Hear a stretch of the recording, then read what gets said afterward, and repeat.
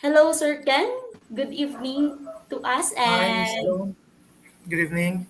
So, to all our viewers around the globe, good morning, good afternoon, and good evening. Okay, so again, I am Engineer Rod Kenneth Vilubong. I am a former design engineer in a boiler and the pressure vessel manufacturing here in the Philippines. I was also a former project management supervisor, and currently I am the plant manager in an LPG refilling, repair, and requalification plant. No? But up to now, I am a project management enthusiast. As a matter of fact, I am currently taking a dual master's degree of master's in business administration and master's in project management at Escuela de Negocios Europea de Barcelona. That is a self-paced and online study. Okay, so tonight we will be talking about optimization of project management, initiation, and planning. So if you happen to see my talking head video, I said there that project management is a topic that is commonly discussed on conventions, conferences, webinars, and even on the internet and social media. The very reason is because the engineering workplace and the engineering industry operates mainly on projects.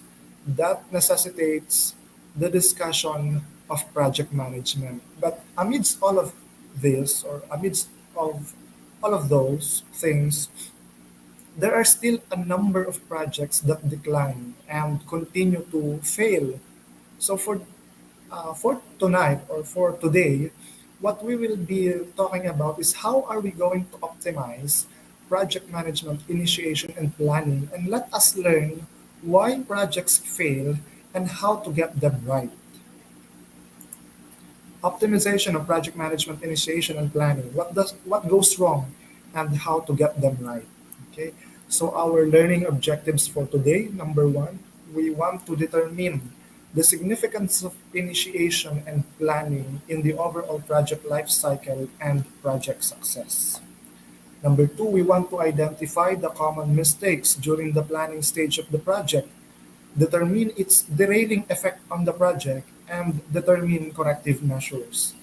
And finally, we want to identify further strategies on how to optimize project planning. We will first discuss some definitions of project management. I'm pretty sure most of you who are working on project management have already defined by yourself what is project management. But today, we will be looking at the definition on on the perspective of professional organizations. Okay. Second, the planning stage and its significance in the project life cycle. Third, why project goes wrong, and finally, how to get them right.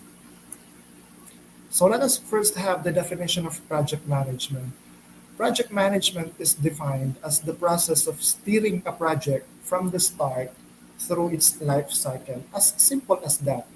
But from a global perspective that involves several project management governing body as well as organizations, let us look on how they define project management. So according to Project Management Institute, PMI, this is the organization that is issuing the PMP certification or the project management professional. I'm pretty sure most of you are accruing for that certification.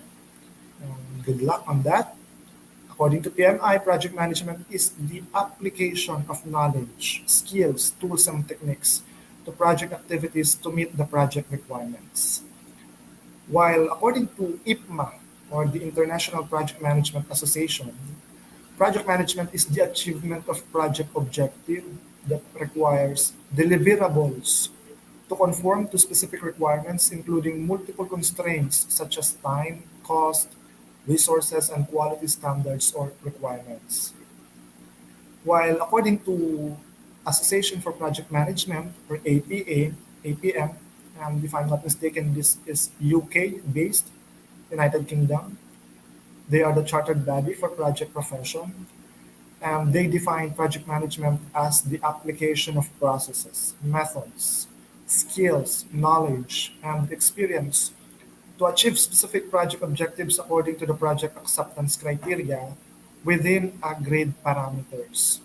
Project management has final deliverables that are constrained to a finite timescale and budget. So these are just some of the definitions of project management according to some renowned project management organizations. And if we are going to get the common denominators of their definitions, we can see that project management is about the application of knowledge, skills, tools, and techniques to meet project objectives and deliver the required deliverables the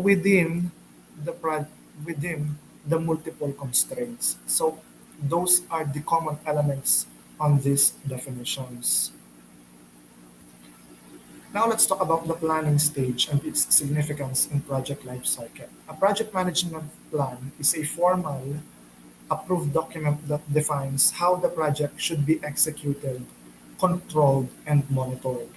It is a summary or a detailed document and may include baselines, subsidiary management plans, and other planning documents. But before we proceed on initiation and planning, let us first define the project lifecycle. Of course, it starts with the initiation, followed by the planning or the blueprint of the project. Next is the execution or the actual implementation, and we have the control and monitoring, and finally we have the closing.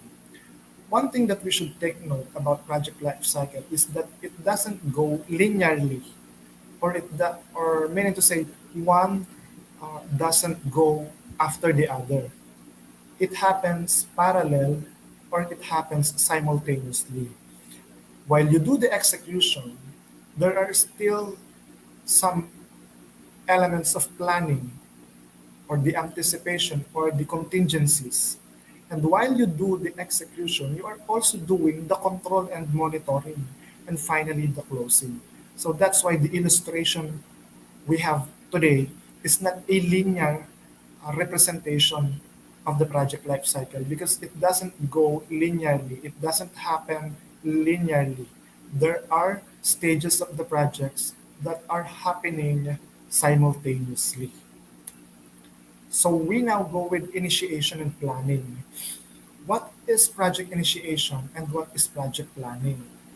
Project initiation is the first step in starting a new project. During the project initiation, we establish clearly why are we doing the project and what business value will it deliver to the organization. And then we use that information to secure buy-in from the project key stakeholders. During the project initiation, we define our project at a high level in order to demonstrate its business value. Again, we are using that business value to secure buy-in from the project stakeholders. And once we convince our key stakeholders and prove to them that the project is feasible, we now move on to the next stage, and that is the planning. Planning is when you define the specific objectives, the deliverables, and the project roadmap in a more detailed. Think of it this way. You want to provide enough information to secure approval during the initiation phase, and then you spend the next time ironing out project planning details after you get the green light. What is that green light? Yes, that is when you secure the buy-in from the project key stakeholders. So let us ask ourselves as project managers, why project goes wrong? There are many complex and long-term projects that still fail to live up their promises or to deliver the deliverables and produce disappointing outcomes upon completion. I know for a fact that most of you, if not all of you, most of you who are project managers have also experienced sometime in their career to manage or to handle projects that fail. Why? We have gathered the 8 common reasons why projects fail, what goes wrong in the project. And first of them is the unrealistic estimates. An unrealistic estimate will cause insufficiency in all of the project needs, in all of the project resources. For instance, confusing impossible deadlines and budgets with aggressive project planning and performance is one of the costliest errors in projects. But why do so many estimates wind up so far out of the line? Meaning to say, it goes beyond what is actually needed. Although causes can range from poor decision making by inexperienced project managers to simple miscommunication, one thing is sure, one thing is clear. If you know what leads to unreasonable estimates, you stand a better chance of preempting problems before the schedule is built. So that's the first reason, unrealistic estimates. And when we talk about estimates, we are not just talking about the budget. We are also talking about the timeline because time and cost in the project goes hand in hand. No one is alone. No one is left behind of those two important constraints or two important variables, time and cost. Okay? So what are the causes of unrealistic estimate? Number one, lack of experience. A certain project manager said, of course, we can do it in 6 months. Okay, without the idea of what is actually needs to be done. This is a classic case of a project manager offering or agreeing to an erroneous estimate without knowing what he or she is talking about. If a project manager lacks experience, he may also lack knowledge in various areas, and that includes number one, the target environment or technologies, the working environment. What kind of people are you working with? What are the technologies involved? It might be a novel technology. Number two, the development languages, tools, or platforms. Maybe the project requires a software that the project manager is not familiar with. Number three, the skill level of the available resources. You have to consider the skills and talents of the project participants or the people that will be working with the project. Number four, the related business or political issues. Number five, the fundamentals of the software development process. This goes with number one. Okay? So if a project manager lacks experience, he or she is bound to create an unrealistic estimates. Okay? Number two, or second cause of unrealistic estimates, organizational dysfunction. One of the prevailing root cause of unrealistic estimates is organizational dysfunction. It happens when an organization practices behavior that are self-defeating. Okay? So one dysfunctional characteristic includes managing by fear. So for instance, if an executive or even a project manager has committed to a project being completed in 6 months, do you want to be the messenger who gets shot? Okay? If you don't understand what does that mean, if you happen to read about the emperor's new clothes, okay? So the emperor's new clothes is a story about, okay, everyone is afraid to tell that the emperor is actually not wearing any clothes, okay? But because of the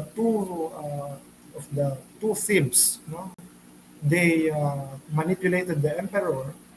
No, they convinced the emperor that he is actually wearing a clothes, although everyone cannot see the clothes. No, what they have told the emperor is that only intelligent people can see the clothes. But in fact, there is no actually clothes being worn by the emperor. And everyone is afraid to tell the emperor about the truth.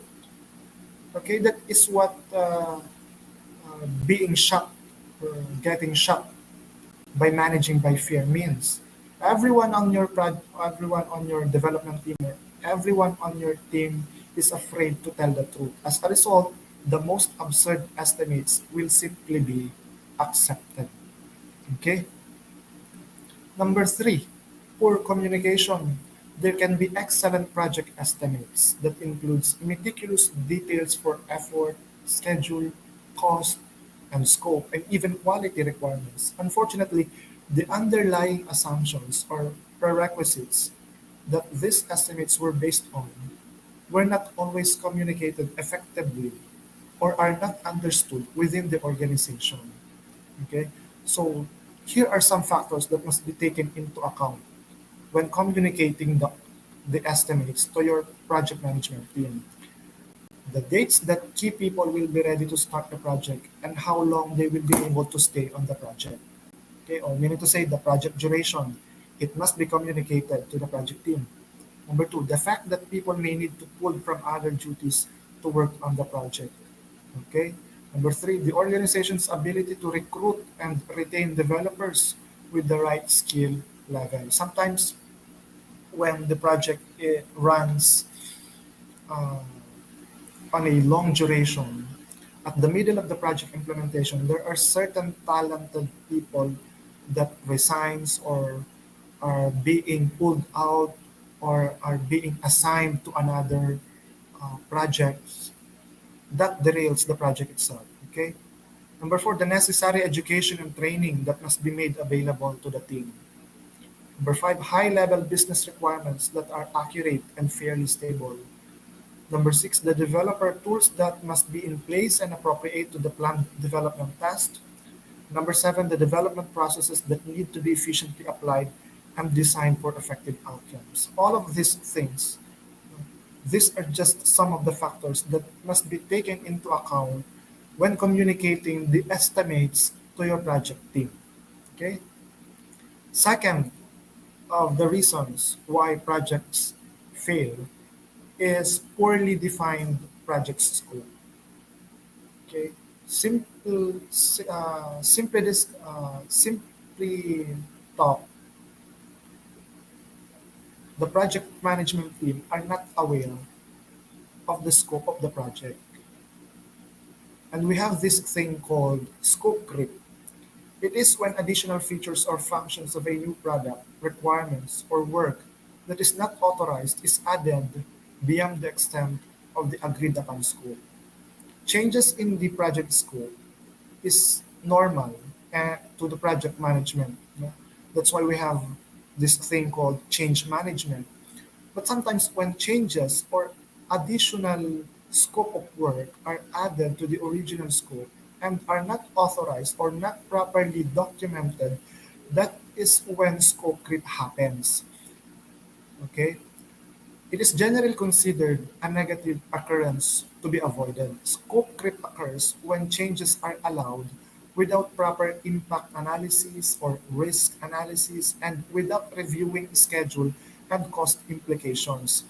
This is common with repetitive minor incremental adjustments, meaning to say there are some minor revisions or some minor additional features during the implementation of the project, but the project manager didn't notice that that minor additional features happens frequently and accumulates into a large additional features. Okay, and the project budget and schedule are not kept synchronized with the effort involved in the changes.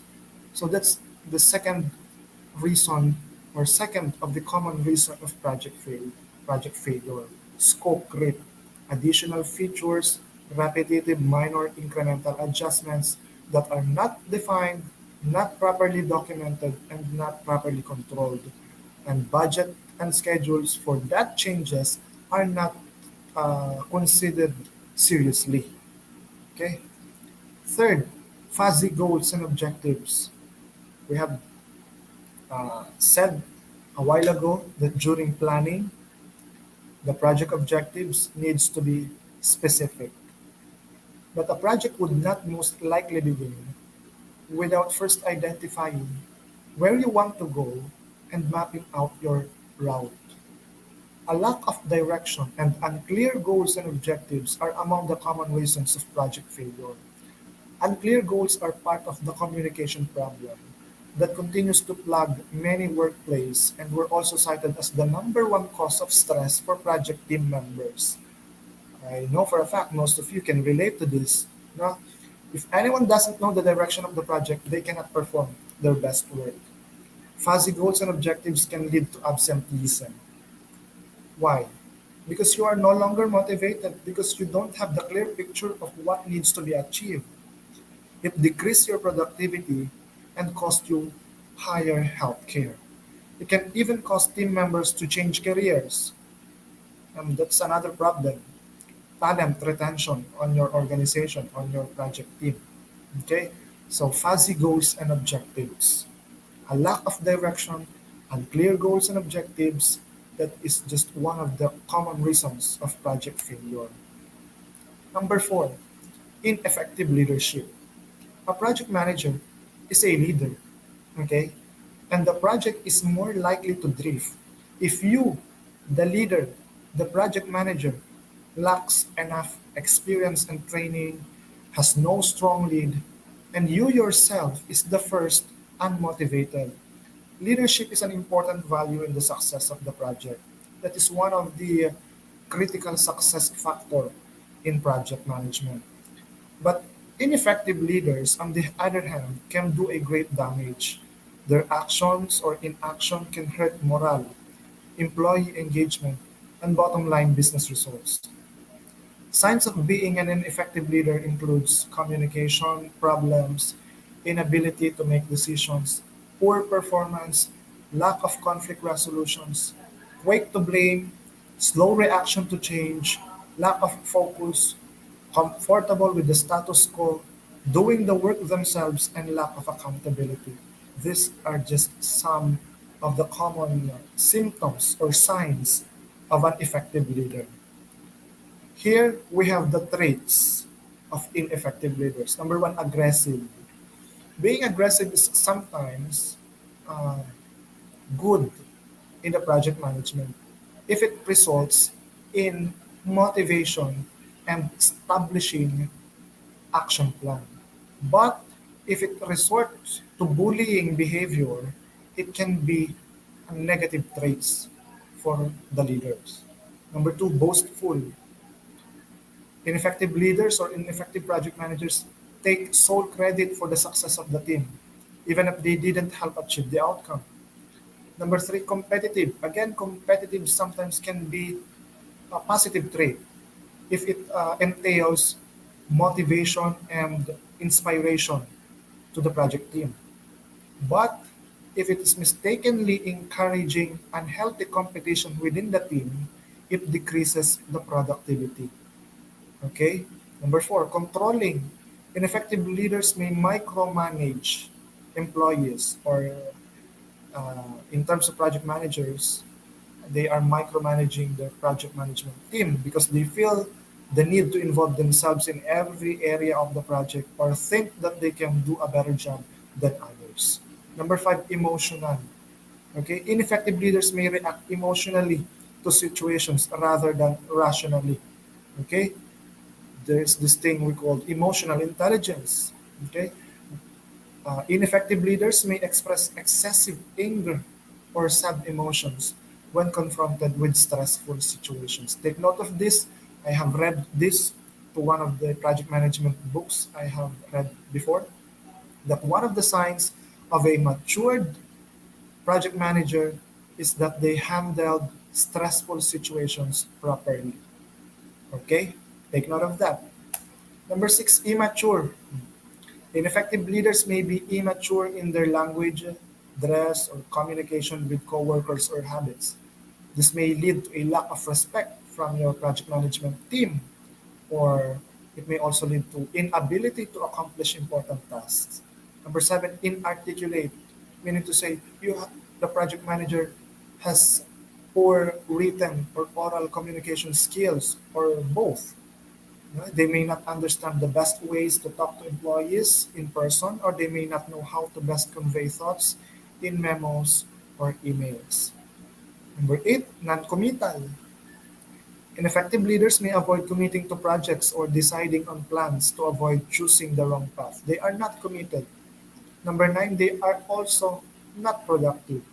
Ineffective leaders or project managers may lack productivity or a performance record in their current or past positions. And number 10, they are pessimistic, meaning to say they are thinking negatively. Okay? So those are the traits of an effective leader. Number five, lack of effective communication skills. But before we proceed, may I ask our technical support? Am I still audible? Yes po, Okay, proceed lang po tayo. thank you. I hope you guys are taking some notes on our discussion for today. And number five, lack of effective communication skills.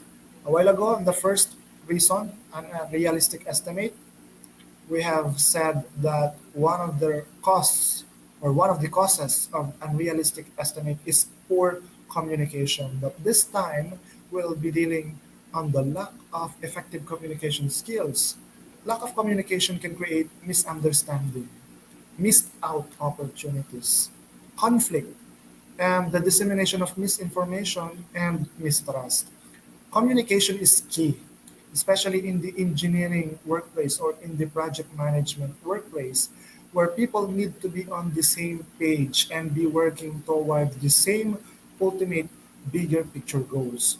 Working remotely, okay, which happens during the pandemic, it was prevailing during the pandemic. Most of the people are working remotely. It brings the unique challenge to good communication as well. Pretty sure most of you have experienced that, huh? But often this skill is lacking, which can lead to a whole host of issues at work. Things that can arise in due to lack of effective communication skills include misunderstanding, low morale, and the grapevine effect. Okay? Number six, poorly defined roles and responsibilities. When roles and responsibilities of team members are not clearly defined, please do not expect them to be productive. Okay? Lack of clarity among team members regarding their respective roles, responsibilities, functions, and the expectations they hold of one another when working together. There is no such thing as shared responsibility. More so, the thing called shared uh, shared accountability. No, everyone on the project management team has their own roles, responsibilities, and functions.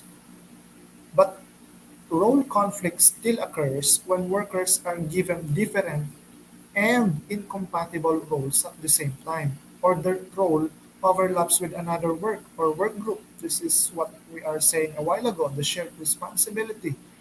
Okay, I want you to take notice of that thing, incompatible roles. It is important that you identify the strength and the strengths and the weaknesses, the talents, the skills, the experience, and the entire credentials of your project management members so that you can allocate to them the rightful roles and functions. The greater the role conflict, the higher the likelihood of a worker experiencing work related stress, which in the long run can derail the entire project itself. Okay, so take note of that. Number seven, inadequate risk management. Risk management is actually one of the uh, 10 uh, project management body of knowledge as prescribed by Project Management Institute. But if you have inadequate risk management, it can cause delay in project schedule, overs- overspent costs, and eventually project failure. Risk management is built into the audit process as it enables project managers to identify and evaluate concerns, anticipate problems and challenges that may have surfaced during the course of the project or during the implementation of the project. Poor risk management has the ability to severely impact your project success, whether that's through a delay to project benefits impacting your revenue and profit streams. Poor risk management has to be avoided at all costs. Okay, so there should be a comprehensive anticipation on all courses of the project implementation. And lastly, we have insufficient resources. I know for a fact, maybe most of you will say that this should be the number one, insufficient resources. This is the most common problems in the project management, no? Insufficient resources. And resources can be anything. It's not just financial resources. It also includes human resources, materials, tools, and equipment. And the situation that brought you to make your resources flexible to the breaking point can have many causes. Resource planning is the process in which tasks are allocated to resources. Take note of this. Tasks should be allocated to resources. When you are doing your planning, when you are doing your MS project, each task and subtask should be allocated with resources. The goal is to maximize your resource efficiency while providing an overview of resource availability and capacity. But on the other hand, ineffective resource planning ruins the project in many adverse possible ways, which include uneven resource utilization, lack of an overarching strategy, and having not enough room for change and budget overrun. This is also somewhat related to risk management. Okay, you don't have the sufficient room for change, and your budgets are overrunning. Okay, that's insufficient resources. And those eight are the common reasons why projects fail. Now, let us talk about how to get them right. We all understand the common reasons why project fails, but it is not only meant to be understood. What's more important is to get rid of them. How? Number one, comprehensive project estimates. The first reason why projects are failing or why projects are failing is because of unrealistic estimates. How to get it right? Let's have a comprehensive project estimates. In engineering companies, there are people designated as proposition engineers. They are the one responsible for estimates of the project. It is important that your proposition engineers have exceptional aptitude when it comes to technicals to be able to come up with a comprehensive and generous project estimates. Number one, do the research. Prepare a list of high-level tasks you believe will need to be accomplished on the project. You have to see firsthand by yourself or by your team how will the project be implemented or executed. Okay? Then identify estimates of effort, schedule, human resources, and include as well your underlying assumptions. Number two, collaborate with the entire project team to get a better handle on the scope of the project. Discuss in detail discuss in details all the information necessary with the project team before setting early expectations with senior executives. Remember, you have to uh, get the buy-in of key stakeholders during plan project initiation.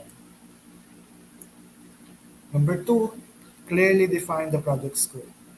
A while ago, the second reason of project failure is poorly defined project scope. How to get it right? Clearly define the project scope. Understand the project requirements and expectations of the client.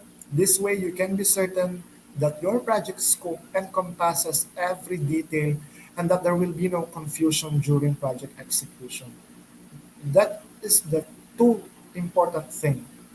Number one, project requirements, and number two, expectations of the client. These two things are actually included in your CSF, or critical success factors, right? Project requirements and client expectations. That way, you are encompassing comprehensively the entire project scope. The first step is successfully managing a project is properly defining and planning. Defining scope is perhaps the most important part of the upfront process of defining a project because that is where we are working with the scope of the project. Okay? The purpose of defining the scope is to clearly describe and gain agreement on the logical boundaries of the project. Take note of that, logical boundaries of your project. Scope statements are used to define what is within the boundaries of the project and what is outside of those boundaries. Okay? Clearly define the project scope. Third, we also need to clearly define the goals and objectives. Clearly define the goals and objectives of the project and communicate these goals and objectives during planning phase and remove any assumption. Your goals and objectives should be specific. Okay? So how do we set your goals? Of course, we are all familiar with the SMART acronym. What the SMART stands for: S, specific; M, measurable; A, achievable; R, realistic; and T, time bounded. Okay?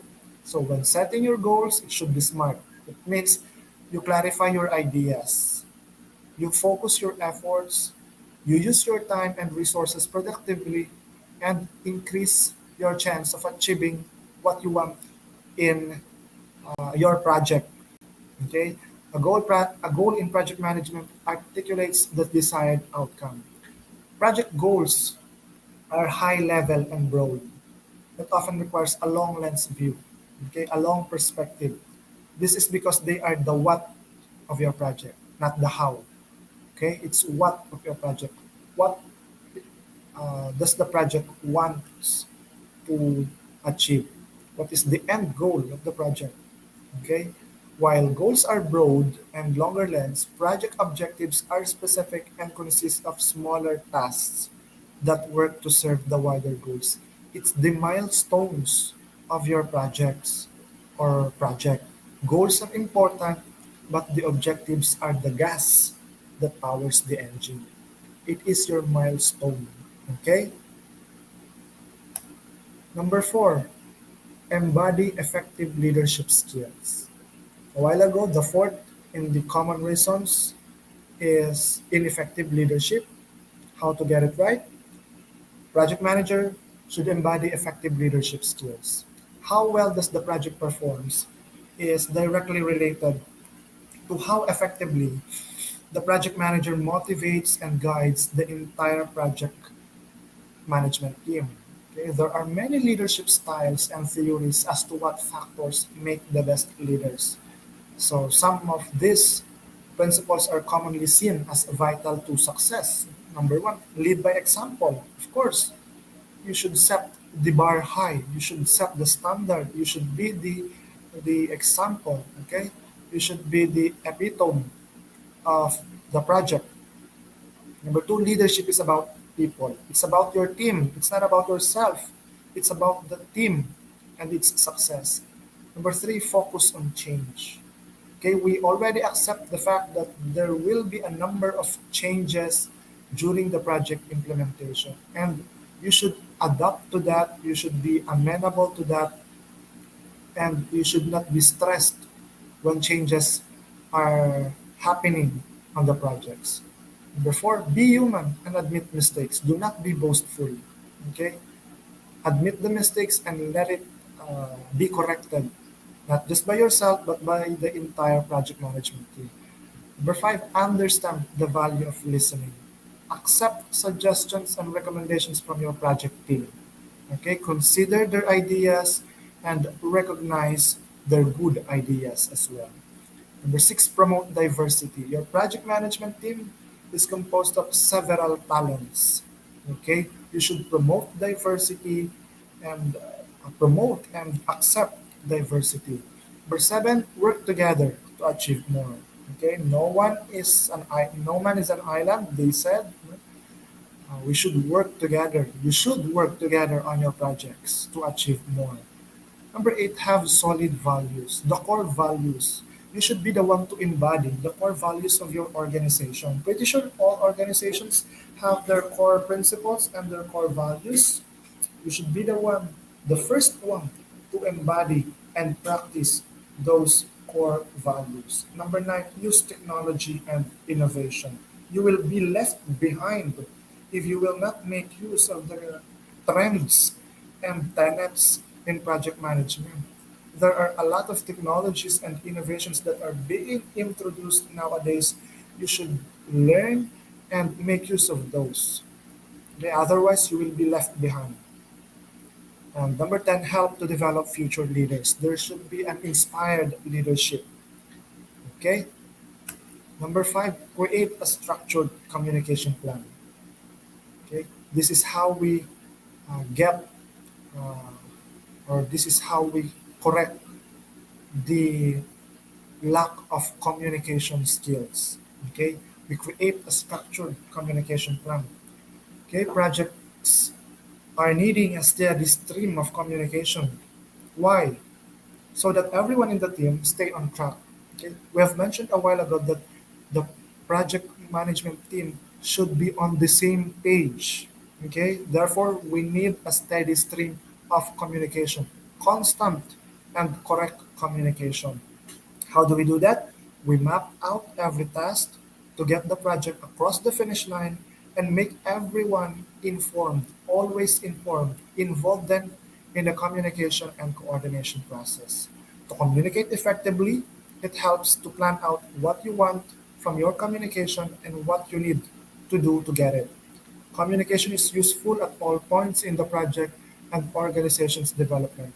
It can help the word out about a new organization, renew interest in a long-standing program, or most of all, help attract new funding sources. Okay, so that's how we create a structured communication plan. Steady stream of communication, everyone is involved and always informed. Number 6, we clearly define the roles and responsibilities. In project, the overall success is a function of shared responsibility of the team, not of individual. I mentioned a while ago, there's no such thing as shared responsibility, meaning to say both of them are being held accountable for a particular or for a single task, right? But in the overall success, it is the shared responsibility of the team, meaning to say there is a teamwork. The team is working all together. It is because team performs most efficiently when the members share a common understanding of the roles and responsibilities of each other. It can help if we provide all project team members with a corporate induction and ensure that they are aware of their role within their immediate work team or unit, program area, and the broader organization.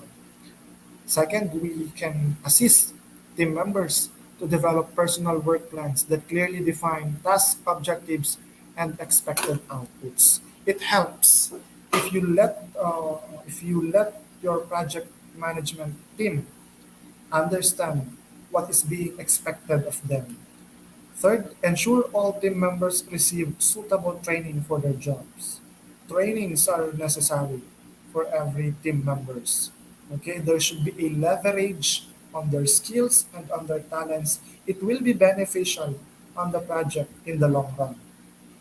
And number four, develop and maintain a working environment where team members are consulted and can provide feedback on changes impacting on their job tasks.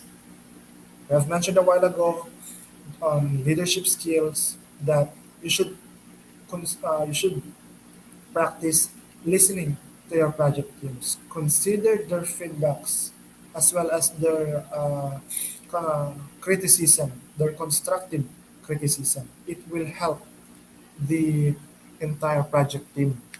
Okay. Number seven, effective risk management. Effective risk management gives you the resources to control. Okay, we have said that control is a part of the project life cycle, no? Control and monitoring. And effective risk management can give you the resource to co- control as much as possible the unanticipated future outcomes by proactive actions. Effective risk management offers the potential to reduce both the possibility of a risk occurring and its potential impact. Okay? When we're talking about risk, we are talking about two things: the impact and the frequency, right? Risk management is the process of identifying, assessing, and controlling threats to an organization's capital and earnings. Not just the entire organization, but as also on the project and the project management team. Okay, so where does this risk stems out, or this risk coming from? It stems from a variety of sources, including financial uncertainties, legal liabilities, technology issues, strategic management errors, as well as accidents and natural disasters. And in risk management, one of the best known published discipline is the ISO, or the ISO 31000 standard, the risk management guidelines. It was developed by the International Organization for Standardization. Okay, and what is ISO 31000 risk management guidelines? So according to ISO 31000, there is a five-step risk management process comprising the following, and can be used by any type of entity or organization or project management team. Number one, you have to identify the risks. Number two, analyze the likelihood and impact of each one. Okay, that's why in ISO 9100 or quality management system, there is a term coined as risk registry. Okay, where you records the risks, the frequency, and the impact of each one. Okay. Number three, prioritize risk based on business objectives. Okay. The prioritization should be made according to the business objectives or the project objectives or the strategic objectives. These two things, the risks and the objectives, should be aligned. Okay. Your objectives should be the basis on prioritization of the risks. Number four, treat or respond to the risk conditions in accordance with the priorities set in number three. Okay, and number five, monitor results and adjust as necessary. So ISO 31000 risk management guidelines is a comprehensive reference when dealing with risk management.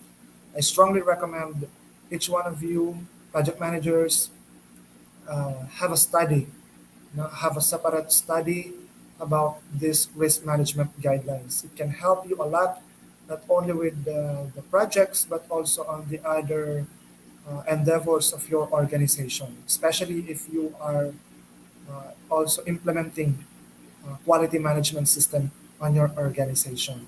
These two guidelines will complement one another. And finally, number eight, create a good resource plan. At the start of the project, during the planning stage, list down the resources that the project will need. Okay, estimate how many of each will be needed and schedule them to meet your deadline. That means all the materials, tools, consumables, equipment, your entire inventory, and the people that are necessary to complete the project. A resource plan identifies a good our comprehensive resource plan identifies, organizes, and lists the resources required to complete a project. Because most organizational expenses are resource related, it is then essential that they are used efficiently as possible. They are utilized efficiently. A while ago, we have mentioned that when you are uh, creating your project schedule, each task and its subtasks should be allocated with the resources. That is one of the common problem. They are doing a project schedule. We will go back with the problem. A project manager and his team is creating the project timeline, but they are not allocating the resources. That's why later on the implementation, there comes the shortage or the insufficiency of the resources, no? The overlapping of the resources. Why? Because the project manager, has only considered one of the elements, and that is the time. But the resources were not considered and were not allocated efficiently. That's why during the planning implementation, the railing effect is observed and felt by the project teams. Okay, so take note that in creating a comprehensive resource plan, each of those elements, time, cost, and resources, should go together. Okay, what are the importance of a comprehensive resource planning? Number one, maximum resource utilization. You are maximizing your uh, resources, and it will give you a better return on investment or ROI. It ensures that specific resources aren't being over or underutilized. It allows project managers to be agile and reschedule resources as quickly as possible to avoid problems surfacing or becoming worse. Okay, that's number one, maximum resource utilization. Number two, on-time delivery. Okay, project resource planning is key to on-time delivery. Delivery projects on schedule helps build customer satisfaction and loyalty. Of course, it boosts internal morale and ensures future projects to start on time. Project resource planning is key to on-time delivery. Third, on-budget delivery. Of course, if you have on-time delivery, you could also possibly have on-budget delivery because resource planning is also the key to completing projects on budget.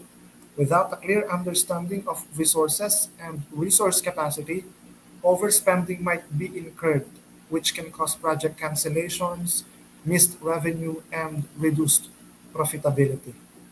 Okay? Number four, predictable project timelines. A deep understanding of available resources and skill sets on your human resources allows you to estimate the amount of time required to perform individual tasks and to complete each project.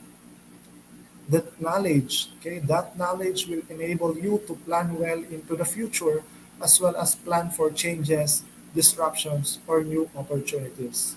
Okay, if you have implemented a comprehensive resource planning and there should be a changes in the scope, you can easily adjust. Okay, you will not be disrupted. Number five, improved project flow. Faster project flow is a result of good resource planning. Sometimes you are getting ahead of the timeline. When the right people work on the right projects at the right time, projects move forward at maximum speed and with less error or fewer mistakes. Okay. Number six, we have on budget delivery. I think this was repeated, but with a different uh, description. A shortage or excess of resources can be identified by comparing resource demand against existing capacity. And this can only be done during planning. That's why we are advocating a comprehensive resource planning. Okay? At the beginning of the project life cycle, we detect the lack of skill sets required for a future project and allows managers to bridge the gap. Okay? This helps prevent organizations from hiring new talent when the problem is simply a misallocation of resources. It also prevents companies from experiencing unplanned stoppage in production. Okay? That's why it's called on budget delivery because you can see uh, you can see okay the required resources right on time, okay, right at the beginning of the project uh, life cycle, and that is during the planning, okay? Because if you happen to see the problem at the middle of the project implementation, that's the time where cost will overrun. Okay, because you can no longer create a good decisions. Okay, that is also one of the importance of resource planning. It helps you in the decision making. Okay, and it bridge the gap. Okay, so in conclusion, we optimize project initiation and planning through identification of the common project mishaps or the common mistakes, and the basis is the organization, and that is the basis for the organization to grow in project management maturity through enhancing efficiencies. An optimized project management organization understands the demands of their businesses and ensures that all processes are efficient, effective, and consistent. The objective of optimizing project initiation and planning is to refine the project management process and to further improve the supporting project management infrastructure. This optimization served all the project stakeholders to accelerate their growth, maintain their transformational trajectory, and become more competitive within the project environment. That's our topic for tonight, for today. Should you have any questions, kindly post it in our chat box and we will be answering that shortly after a while. Again, I am Engineer Rod Kenneth Vilubong, a registered mechanical engineering here in the Philippines. I am a former boiler and pressure vessel design engineer and a former project management supervisor. You can see on the screen my phone number and email address. You can always reach out to me should you have any questions or inquiries or collaborations. And you can also see my social media links. Okay, I have my LinkedIn. I also have my Medium account where I post some of my articles. I also have my Sandfox, so you can subscribe to my email newsletter. Okay, and I am also inviting you all to please catch me live early next year. Okay, I'll be publishing my first book, The Criteria and the Bottom Line. Learn the most in-demand engineering skills of the global industries. So I have made an interview of some of the renowned, not actually renowned, but some of the engineering managers and human resource professionals around the globe. No? I have interviewed 120 engineering managers and human resource professionals about the skills that they are looking for in the engineers in our modern global industry. So the result of the interview was transcribed or was translated into articles, and I found myself working on this book, The Criteria and the Bottom Line. Hopefully, I'll be able to publish that uh, in the first quarter of next year. This book was actually supposed to be published and launched this year, but because of our many engagements in some of our affiliations, I was occupied. But hopefully, hopefully, next year, first quarter, we'll be able to publish and launch this book. If you are interested, you can send me a message on my email, or you can leave your personal email in our comment section, so I'll can send you an update whenever this book is published and launched. So thank you everyone. Again, I'm extending my heartfelt appreciation to all of you, wherever you are in our in the earth. No? I believe we have audiences from North America and Africa as well. Our friends in PSME, Philippine Society of Mechanical Engineers, and to Engineer Jomark Bakiran and to his team. Thank you for inviting me share this topic to you guys.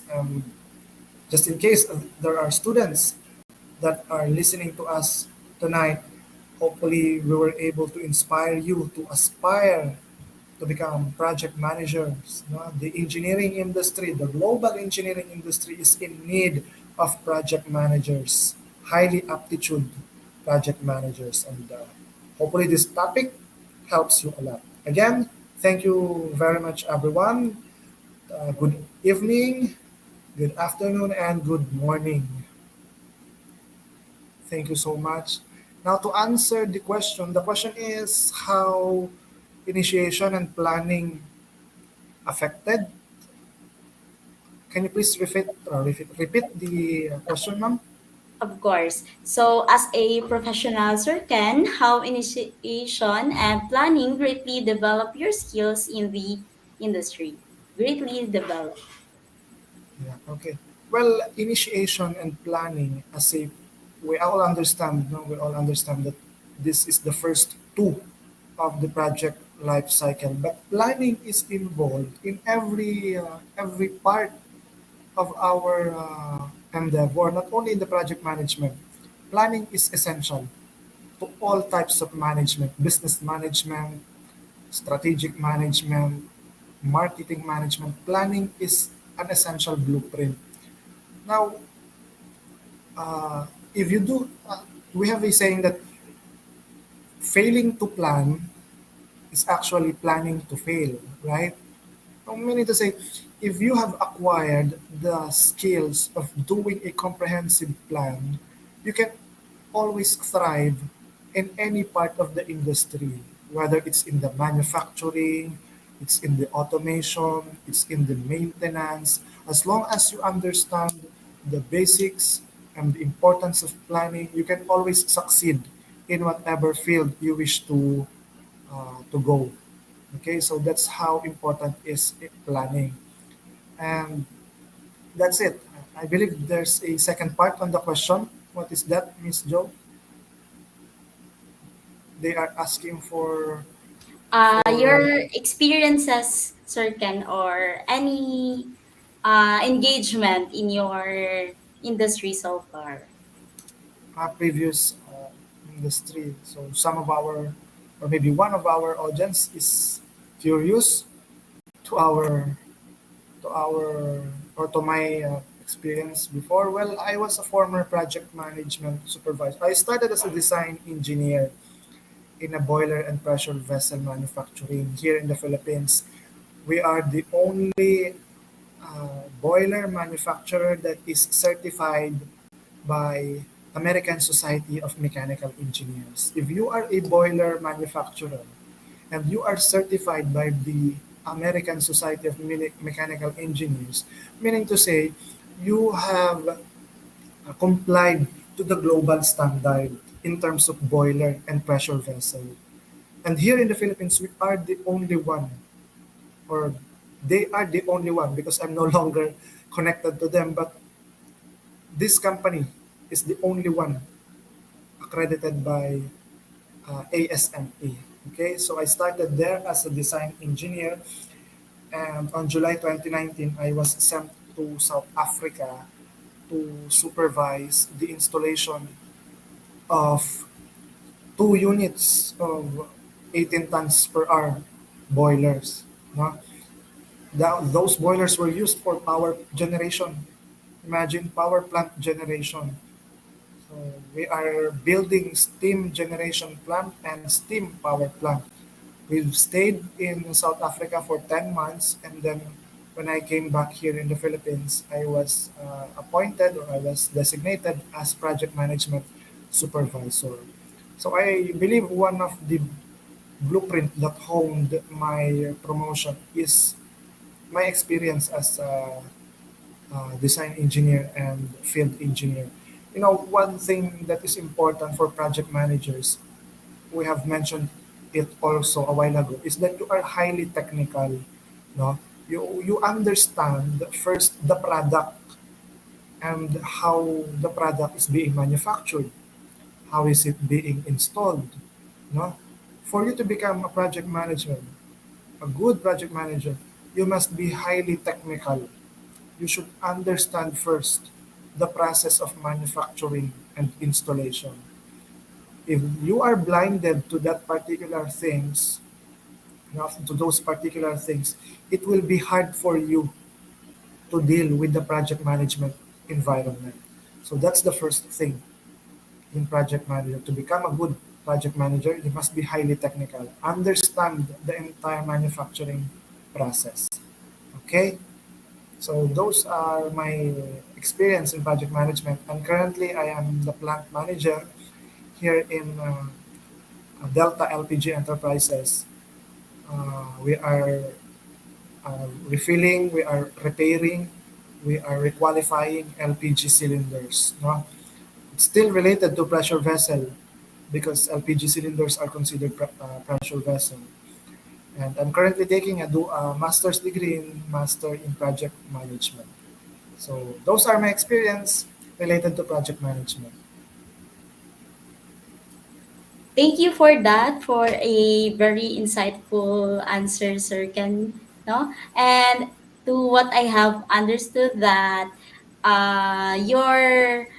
your lessons from the college is very significant here in this industry because you have mentioned of the technicals and everything. So I think I have personally a takeaway from that. And for the next question, Sir Ken, we have here from Sir John Mortilia. He asked that, how do you deal, sir, with delays caused by a team member? Yeah, I also read that question, and that's very interesting question, sir. No? But the question is, it says, how do you deal with the delays caused by a team member? So the question is, it's about a project delay, in particular with a team member. Does it mean that that team member maybe is uh, team member causing delay? Maybe he is what? Uh, he's not fulfilling his role, or he is lacking skills, or maybe he is hesitant or resistant to changes, or it might be an attitude. No, sir. If the delays is causing, or the delays are caused by an attitude of your team member, you have to talk to him. No, we have defined, we have discussed a while ago that everyone should understand the role and their function and the criticality of their individual role against the whole team. If that team member was not made to understand his role, then it's about time that let him understand it.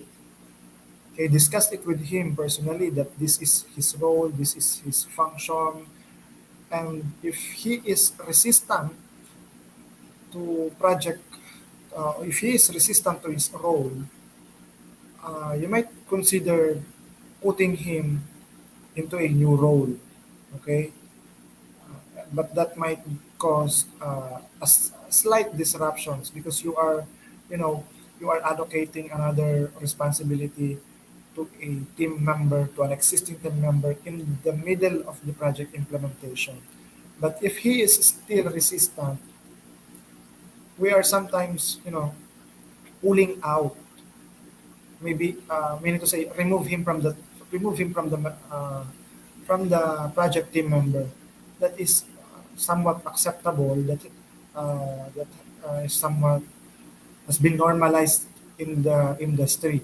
No, if a team member is being resistant or hesitant to accept his role amidst many discussions with him or adjustments that you have made, you might consider remove him from the team, from the project team, and put him into another team that might or that will not cause project delays or will not derail the delay anymore. All right, Sir Ken, I think it is more than what tells out about our character, Sir Ken, no? And it Yeah. also tell us how our leadership is oriented. And of course, it is also very important that we should know what to tolerate and not, and what can we do to help a person and understand it as well. Thank you so much for that, Mr. Ken, Mhm. for that. I think we are all getting a lot of learnings here, not just in any industry, but also for ourselves and to our character development as well. So I think this is a last question, Sir Ken, for this talk. And for that, what would be the most significant contribution of project initiation and planning in contributing to the society as well as the industry, Surgeon? What do you think for now? Sorry, ma'am, can you please repeat the question? What would be the most significant contribution of project initiation and planning in contributing to the society as well as the industry? Yes, as I said a while ago, initiation and planning are the first two of the project life cycle. So if you have done it correctly, okay, you will be assured, you will be certain that the time and budget allocated for the project will be used effectively. On the other hand, if you do the initiation or if you do the planning, if you have taken it for granted, you will certainly incur budget overrun, no, project delays, which gives a negative image on your organization and on yourself as well. So if you have done it correctly right at the beginning, you can be certain not only you will gain profitability on your projects, but as well your reputation will become high. You will be renowned as a good project manager in the industry. You will gain more exposure and growth in the future. That's the best thing that doing correct initiation and planning can give a project manager. All right, I agree to that, Mr. Ken. And I think we can entertain pa another question po. And this is from Miss Camille Pakun. So she asked that for a recent CE graduate, would you suggest to get into project management? Civil engineering graduate, yes. Project management in civil engineering is commonly termed as construction management. Because construction is one of the common field for civil engineers. And the framework for construction management is somewhat the same with the framework of the project management. The principles, the ideas, as well as the terminologies itself are just common. So yes, I would suggest to get into project management. As I said a while ago, engineers are working with projects. Okay, just doing a floor plan is already a project. That's already a project. Installation of software is not a project, but running the installed software, that is a project. Okay. Now, in terms of civil engineers, construction of highways, okay, of transits, that is a project. Construction of green building, okay, vertical green building, that is a project. Okay, the ongoing construction of what's that? The Makati the metro railway transit, that is also a project.